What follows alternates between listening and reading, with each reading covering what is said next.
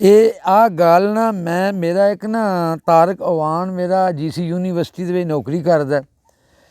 ਉਹਨੂੰ ਨਾ ਮੈਨੂੰ ਟੱਕਰਿਆ ਨਾ, ਉਹ ਕਲੈਰੀਕਲ ਸਟਾਫ ਦੇ ਵਿੱਚ ਬੜਾ ਪੜ੍ਹਿਆ ਲਿਖਿਆ ਤੇ ਦਾਨਿਸ਼ ਸ਼ਾਇਰ ਵੀ ਹੈ। ਅਤੇ ਮੈਨੂੰ ਆਂਦਾ ਵੀ ਮੈਂ ਜਾਣਨਾ ਤੈਨੂੰ, ਤੇਰਾ ਸ਼ੇਰ ਹੈ ਮੈਨੂੰ ਯਾਦ ਹੈ, ਇੱਕ ਖੈਰ ਪੈ ਮੰਗਦੇ ਹੋ ਕਾਂ ਦੀ ਆਲ ਤੋਂ ਜਿਹੜਾ ਟੁਕੜੇ ਖੋ ਕੇ ਬੰਦਾ। ਮੈਨੂੰ ਬੜਾ ਚੰਗਾ ਲੱਗਾ ਉਹ ਵੀ ਮੇਰੇ ਜਿਹੜੇ ਸ਼ੇਰ ਨੂੰ ਯਾਦ ਕੀਤਾ।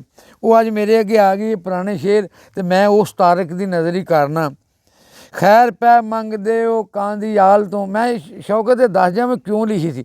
ਯੂਨੀਵਰਸਿਟੀ ਇੱਕ ਬੰਦੇ ਨੂੰ ਕੰਮ ਸੀ ਤਾਂ ਉਹਦਾ ਹੁੰਦਾ ਨਹੀਂ ਸਰਟੀਫਿਕੇਟ ਪੁੱਤਰ ਦਾ ਲੈਣਾ। ਮੇਰੇ ਕੋਲ ਗਿਆ ਨਾ, ਅਤੇ ਉਹ ਹੈ ਸਨ ਉੱਥੋਂ ਦੇ ਭੱਟੀ ਸਾਹਿਬ ਸਨ ਪਰੋਕਿਆਂ ਵਾਲੇ ਦੇ, ਅਤੇ ਉਹ ਤਾਰਕ ਨਾਲ ਸੀ। ਅਤੇ ਮੈਂ ਉਹਨਾਂ ਨੂੰ ਐਵੇਂ ਮੇਰੇ ਮੂੰਹ ਉਦੋਂ ਗਜ਼ਲ ਲਿਖਦਾ ਪਿਆ, ਖੈਰ ਪੈ ਮੰਗਦੇ ਹੋ ਕਾਂ ਦੀ ਆਲ ਤੋਂ ਜਿਹੜਾ ਟੁਕੜੇ ਖੋ ਕੇ ਖਾਂਦਾ ਹੈ ਬਾਲ ਤੋਂ। ਅਤੇ ਉਹ ਨਾ ਤਾਰਕ ਨੂੰ ਨਾ ਯਕਦਮ, ਉਹ ਸ਼ਾਇਰ ਸੀ ਆਪ, ਉਹਨੇ ਮੈਨੂੰ ਆਖਿਆ ਵੀ ਮੇਰਾ ਉਹ ਸ਼ੇਰ ਤੋਂ ਨਾ ਯਾਦ। ਮੈਨੂੰ ਫਿਰ ਬੜਾ ਚੰਗਾ ਲੱਗਦਾ ਸੀ। ਤਾਰਕ ਅਵਾਨ GC ਯੂਨੀਵਰਸਿਟੀ ਦੇ ਵਿੱਚ ਅੱਜ ਕੱਲ੍ਹ ਨੌਕਰੀ ਕਰਦਾ।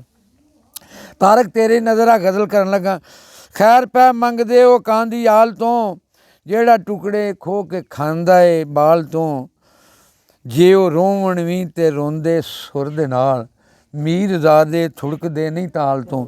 ਜੇ ਉਹ ਰੋਵਣ ਵੀ ਤੇ ਰੋਂਦੇ ਸੁਰ ਦੇ ਨਾਲ, ਮੀਰਜ਼ਾਦੇ ਥੁੜਕਦੇ ਨਹੀਂ ਤਾਲ ਤੋਂ। ਗਮ ਦੀ ਲਜ਼ਤ ਦਾ ਜਿਹਨੂੰ ਚਸਕਾ ਪਿਆ, ਗਮ ਦੀ ਲਜ਼ਤ ਦਾ ਜਿਹਨੂੰ ਚਸਕਾ ਪਿਆ, ਉਹ ਖਰੀਦੇ ਦਰਦ ਦੁੱਖ ਦੇ ਟਾਲ ਤੋਂ। ਗਮ ਦੀ ਲਜ਼ਤ ਦਾ ਜਿਹਨੂੰ ਚਸਕਾ ਪਿਆ, ਉਹ ਖਰੀਦੇ ਦਰਦ ਦੁੱਖ ਦੇ ਟਾਲ ਤੋਂ। ਜਿਹੜੇ ਖਿਲਰੇ ਦਾਣਿਆਂ 'ਤੇ ਬਹਿ ਗਏ, ਜਿਹੜੇ ਖਿਲਰੇ ਦਾਣਿਆਂ 'ਤੇ ਬਹਿ ਗਏ, ਉਹ ਪਰਿੰਦੇ ਬਚ ਨਹੀਂ ਸਕਦੇ ਜਾਲ ਤੋਂ।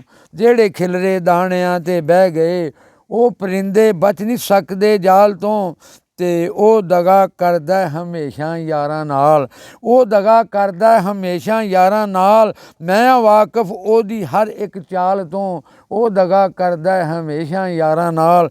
ਮੈਂ ਵਾਕਫ ਉਹਦੀ ਹਰ ਇੱਕ ਚਾਲ ਤੋਂ। ਅਤੇ ਬਾਗ ਦਾ ਹਰ ਪੱਤਾ ਪੱਤਾ ਜਾਣਦਾ, ਬਾਗ ਦਾ ਹਰ ਪੱਤਾ ਪੱਤਾ ਜਾਣਦਾ, ਇੱਕੋ ਫੁੱਲੇ ਜੋ ਨਹੀਂ ਜਾਣੂ ਹਾਲ ਤੋਂ। ਬਾਗ ਦਾ ਹਰ ਪੱਤਾ ਪੱਤਾ ਜਾਣਦਾ, ਇੱਕੋ ਫੁੱਲੇ ਜੋ ਨਹੀਂ ਜਾਣੂ ਹਾਲ ਤੋਂ। ਅਤੇ ਸੋਚਿਆ ਏ ਹੁਣ ਨਹੀਂ ਵਿਸਣਾ ਉਸ 'ਤੇ, ਇਹ ਇਰਾਦਾ ਕਰ ਲਿਆ, ਇਹ ਇਰਾਦਾ ਕਰ ਲਿਆ ਏ ਸਾਲ ਤੋਂ। ਅਤੇ ਉਹ ਜਵਾਨੀ ਦੇ ਨਸ਼ੇ ਵਿੱਚ ਚੂਰ ਏ, ਇਹ ਪਤਾ ਲੱਗਦਾ ਉਹਦੀ ਅੱਖ ਲਾਲ ਤੋਂ। ਅਤੇ ਮੈਂ ਤਾਂ ਉਹਨੂੰ ਬੰਦਾ ਹੀ ਨਹੀਂ ਸਮਝਦਾ, ਮੈਂ ਤਾਂ ਉਹਨੂੰ ਬੰਦਾ ਹੀ ਨਹੀਂ ਸਮਝਦਾ ਜਿਸ ਨੂੰ ਇੱਜ਼ਤ ਨਹੀਂ ਪਿਆਰੀ ਮਾਲ ਤੋਂ।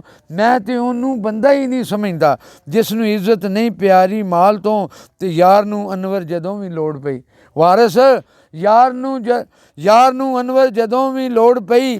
ਸਾਡਾ ਯਾਰ ਇੱਕ ਵਾਰਿਸ, ਉਹਨੂੰ ਮੈਂ ਮੁਖਾਤਬ ਹਾਂ। ਯਾਰ ਨੂੰ ਅਨਵਰ ਜਦੋਂ ਵੀ ਲੋੜ ਪਈ, ਜਿੰਦ ਮੈਂ ਦਿੱਤੀ ਵਾਰ ਇੱਕ ਇੱਕ ਵਾਲ ਤੋਂ। ਯਾਰ ਨੂੰ ਅਨਵਰ ਜਦੋਂ ਵੀ ਲੋੜ ਪਈ, ਜਿੰਦ ਮੈਂ ਦਿੱਤੀ ਵਾਰ ਇੱਕ ਇੱਕ ਵਾਲ ਤੋਂ। ਅਤੇ ਖੈਰ ਪੈ ਮੰਗਦੇ ਉਹ ਕਾਂ ਦੀ ਆਲ ਤੋਂ ਜਿਹੜਾ ਟੁਕੜੇ ਖੋ ਕੇ ਖਾਂਦਾ ਏ ਬਾਲ ਤੋਂ, ਜਿਹੜਾ ਟੁਕੜੇ ਖੋ ਕੇ ਖਾਂਦਾ ਏ ਬਾਲ ਤੋਂ।